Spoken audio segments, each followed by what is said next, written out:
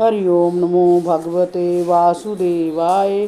श्री ओम नमो भगवते वासुदेवाय।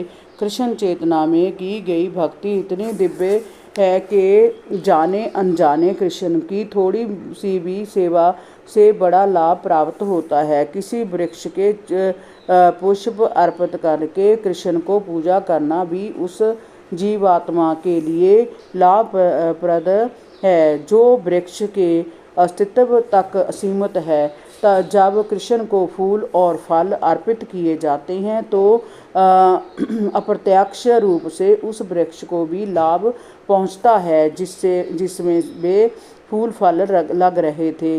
अतः अर्चना विधि हर एक के लिए लाभप्रद है।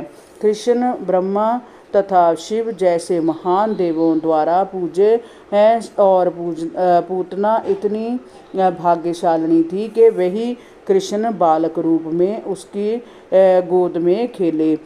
श्री कृष्ण के वह ही चरण कमल जो ऋषियों तथा भक्तों द्वारा आराध्य हैं पूतना के शरीर पर पड़े।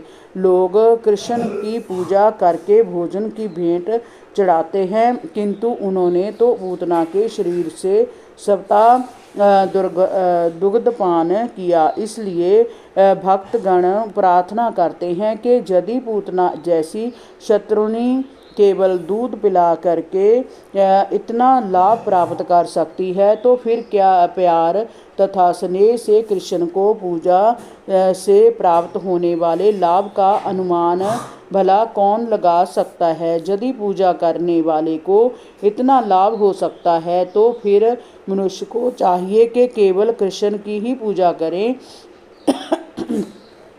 यद्यपि पूतना दुष्टात्मा थी, किंतु उसे भगवान की माता के समान उच्च पद प्राप्त हुआ। अतः यह स्पष्ट है कि गौएं तथा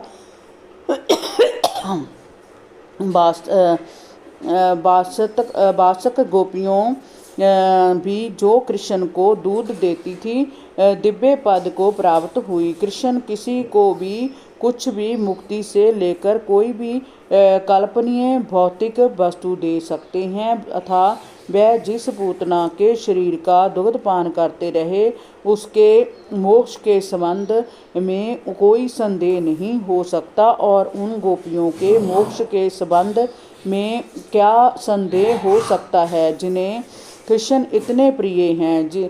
निस्संदेह जिन समस्त गोपियों तथा ग्वालों एवं गायों में वृंदावन में अत्यंत प्रेम तथा स्नेह से कृष्ण की सेवा की, वह सब इस भौतिक संसार की दयनीय दशा से मुक्त हो गए।